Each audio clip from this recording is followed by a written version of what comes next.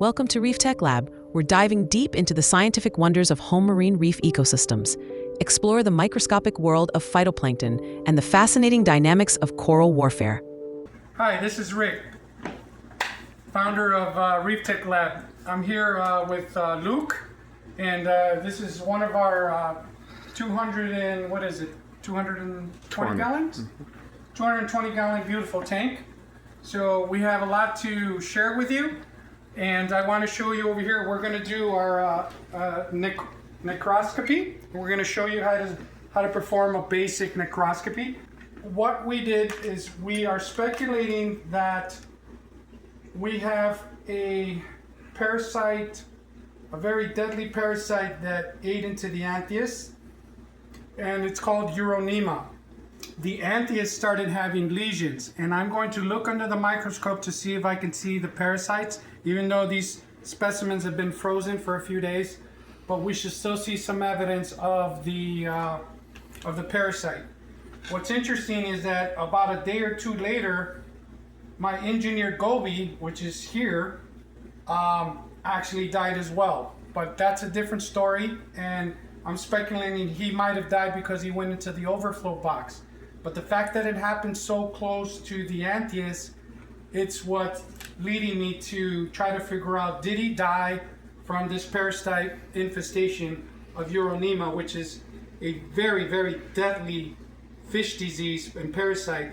And let me tell you guys, if this attacks your tank, and it'll start killing all of your fish, you won't be able to do nothing about it. So we're going to talk about, we're going to use a little bit of science, and I want you guys to get used to buy yourself a microscope if you don't have one, so you can figure out different types of dinoflagellates, different things that happen in your tank. It takes time. You're not going to know everything off the bat. It takes time to learn these things, and get yourself some tools like this, okay, so you can move around and open and dissect a scalpel, some basic scalpels, so that you can actually be able to do these procedures and use science. What people typically do is that when one of their fishes die, or I had a lady that had all of her 20-some fishes, 30 fishes die in her tank, like literally overnight. And so what people typically do is they go to a forum because they need an answer.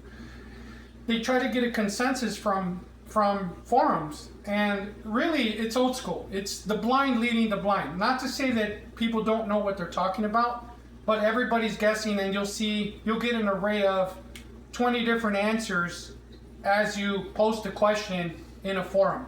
So what we're trying to do here is learn independently with a scientific procedure, doing a necroscopy, figuring out and identifying from pictures on the internet and using artificial intelligence to be able to see if this indeed this parasite is URONEMA, right? And that is what we're going to do in this process. Okay, so I want you guys to see, you see this lesion here? Okay, here's an Anthias, and URONEMA is very, it targets fishes like Anthias and chromis and damsels and other species. But here, I don't know if you guys can see it, right here, you see there's like these holes. So, and I've seen way worse. I've seen fish that have big giant holes, which I'm going to show you later. But here also, look at this big lesion and hole. Look at this. This is very, right? I mean, this is very obvious. This is like URONEMA, right here. So basically, he was eating him from the outside in. And a lot of times it's also inside the liver, inside the digestive tract. We're going to see inside, and we're going to dissect them and try to get some microscope and microscopic views of what's going on. But you can see just with the naked eye, you could see what's going on. You could see the lesions. Now, what we want to see is, do we see these kind of lesions on this? Because that is the question. Now, this is an Engineer Goby. His eyes, man, his eyes are like gone, which is interesting. Where are his eyes? Now, I'm looking for lesions around his skin. And this is why I suspect that he did not die from this parasite. because I don't see these lesions, and like the way you see the lesions on the Anthias. Okay, but we're still looking here. And this, by the way, smells pretty bad, guys. I should be wearing a mask.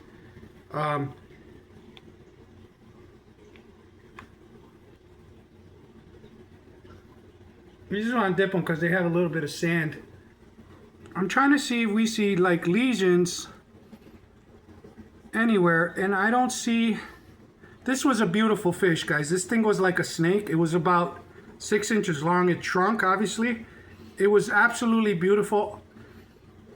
His organs are all like done. He shrunk, and the Anthias did not. That's interesting. Why that happened, and why that happened to the Anthias and that didn't happen here. But I don't see any lesions, any visible signs of lesions on here, because I believe that it's very possible that this fish may not have been affected by the parasite. He went into the overflow blocks. He got trapped in there, got sucked by the U-trap, and he was there in the back overflow blocks for like a day or two, and that might have killed him in the stress. So we're now going to go deeper and see we're going to scrape them, and we're going to see what we can see if we can find the parasite on the microscope, and then see if we can find anything on the engineered Goby. This is URONEMA Marinum, which is a very lethal flesh-eating parasitic disease that gives you probably less than 48 hours or less than 72 hours before you can do anything. I mean, so here is what I want to talk about, okay? There's 3 things when you find them. First, we were under a different magnification and I was grabbing the scales and we weren't able to see anything. But then you don't need to be that deep in the magnification because these things are much bigger, right? These parasites are much bigger. So, for example, right here, what you see is you see the pear shape, okay? Kind of like dinoflagellates, but this is much bigger, right? So it's a pear shape, and then it's got a pyriform shape, slightly tapered, pointed anterior front, which is here, okay? This is the hallmark of URONEMA parasitic flesh-eating disease. This is what kills your fish. The internal stuff you see in here, and why it looks different than, let's say, dinoflagellates or prorocentrum, is because you basically see the food, right? These are the food vacuoles here. And this URONEMA is a histophagous tissue-eating parasite. Flesh-eating, right? Very dangerous, very deadly. And you could lose all your fish within your tank within 2 days. I've seen people literally lose 20, 30 fish from this disease. So this is what I want to talk about, why you have to be very proactive. You want to dip your fish and quarantine them, because if this parasite gets a hold of 1 fish or 2 fish, it's game over. A lot of your other fish can get infected. All your livestock inside your display tank can get killed quickly. So the best thing to do is to be proactive, not reactive, is to make sure you quarantine your fish.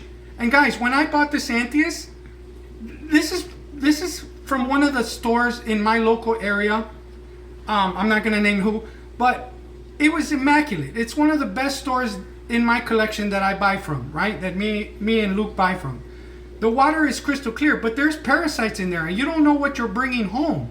And if it affects your tank, you're screwed. And now we know that we don't have to go to a forum to try to get 50 people to try to confirm something that scientifically you have personally confirmed. Yes, it takes time. You have to buy equipment. You have to practice, and you have to understand the hobby from a scientific point of view so that you can try to avoid losing all of these expensive fish. Some people might have very expensive fish. So you want to be very careful. So what we learned here is not to be reactive, right?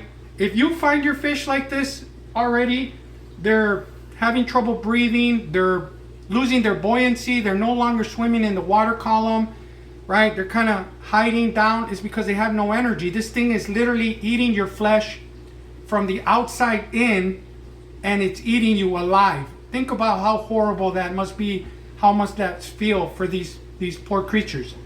So you're not going to save him, even if you put him in medication. There have been a few people that have done it, but there's a very slim chance that you can achieve that, especially without experience. I did go in another video where there's another video that talks about how they put another chemical, and then they put tea tree oil combined with this other chemical that killed the parasite and actually was able to restore the lesions, and the fish survived. That's great. That's a great success story, but I don't think that most of you are going to be able to achieve that. So again, being proactive is the most important thing I can teach you in this video. Thank you very much. This is ReefTekLab with another video, and don't forget to get our journal. Okay, subscribe to our journal where we talk about how to document all your parameters.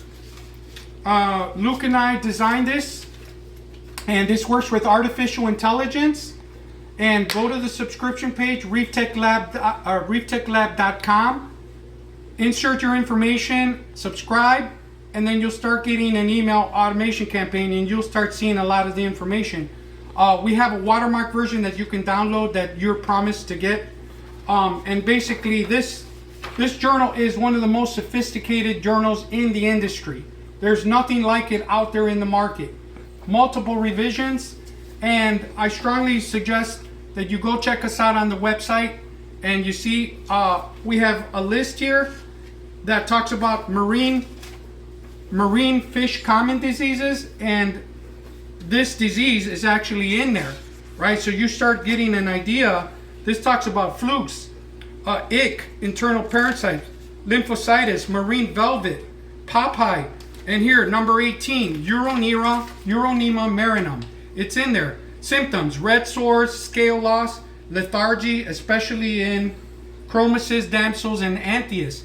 But it's all in there, right? This is a great reference guide, and this is a very powerful tool. It's not just a notebook. This is a journal to a system that we created that also works with artificial intelligence, which we will teach you later after you start documenting everything in your reef journal. Join us to uncover advanced insights for thriving reef tanks. From aquarists to marine biologists, discover the hobby science that elevates your passion. This is ReefTekLab.